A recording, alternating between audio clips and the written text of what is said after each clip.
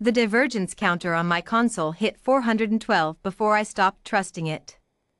I run wargame evaluations for the Van Tressy Fleet Compact aboard the simulation deck of the flagship Ardent Loom, and in 11 years of running doctrine trials against every species we've ever recruited, conscripted, or captured, I had never once watched a subject blow past a divergence lock without slowing down to process it. The lock exists because the mind needs time to grieve a dead plan before it can build a new one. Every species locks. That's not an insult. It's just how a thinking creature is built.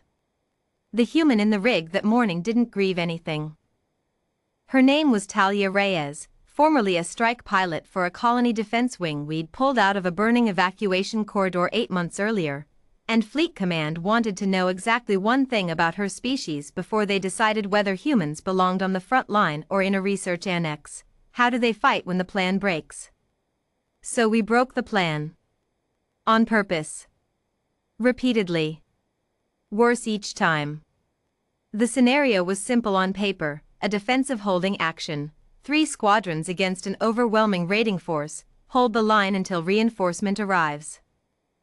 We seed every trial with a divergence event, some variable the subject's doctrine can't account for, because that's where the real data lives. Most subjects hit the first divergence and you can watch the lock happen on the telemetry, decision latency spikes, the doctrine tree freezes mid-branch, and the subject either falls back to a memorized fallback protocol or stalls out entirely, waiting for new orders that aren't coming. It's not cowardice. It's architecture. The brain built one tree and the tree just died. Reyes hit the first divergence, we collapsed her left flank's projected arrival window from 6 minutes to 40 seconds, and her latency didn't spike. It dropped. She'd already restructured the formation before my board finished logging the event. I assumed an error in the rig. I escalated. Second divergence, I killed her communications relay mid-engagement, the thing every doctrine in the compact Navy treats as a hard failure state, because coordination is the foundation everything else stands on. Take it away and 1,400 archived species across our simulation library lock within the first 8 seconds, no relay, no coordination, no plan, full stop, that's the wall everyone hits. Reyes lost the relay and switched to visual signaling with the 2 wing pilots she could still see, abandoned the formation she'd just built, and built a second one, smaller and uglier and somehow still coherent, in 11 seconds. I remember sitting forward. My second, Examiner Warren, was watching the same feed beside me and he said, quietly, she hasn't stopped once.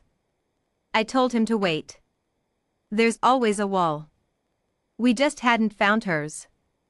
Third divergence, and this is the one Fleet Command keeps asking me to re-explain in the report, because the wording matters to them more than the data does. I gave her an unwinnable trade.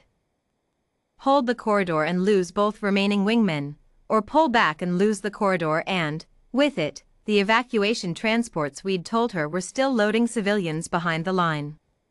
There is no clean branch on that tree. Every species locks here, not from confusion, but from the moral cost of choosing. The lock isn't a processing failure at this stage. It's grief arriving early, before the choice is even made, because the mind already knows what it's about to lose and needs a beat to absorb that before it can act. Reyes chose in under 2 seconds and started executing before the chooser in me had finished being horrified that a choice that fast was even possible. She didn't pull back. She didn't hold either.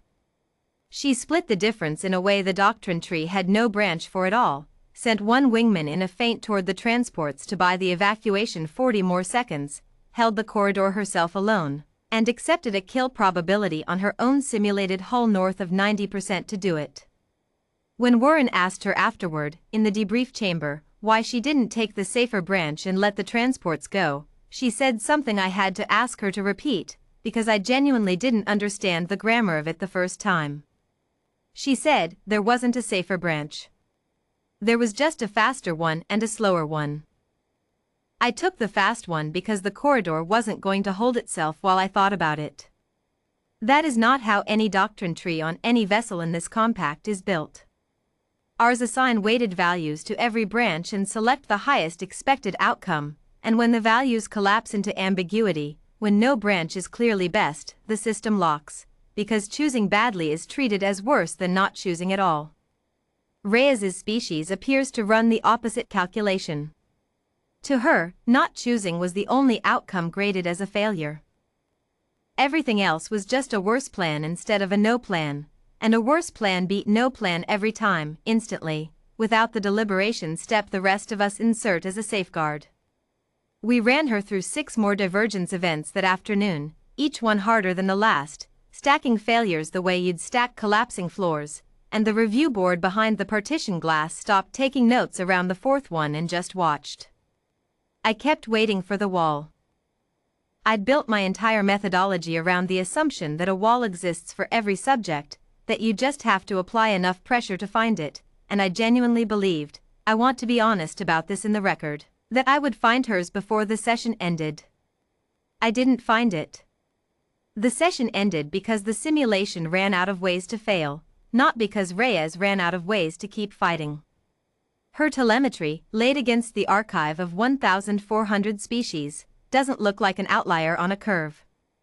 It looks like a different curve.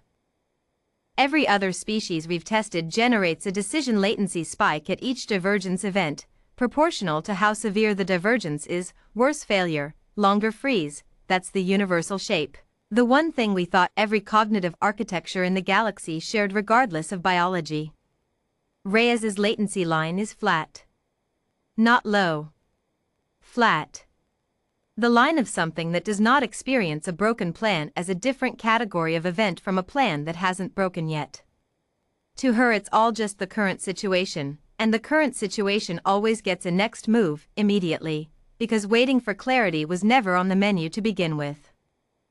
Fleet Command's review board suspended the doctrine lock model for human crude analysis entirely.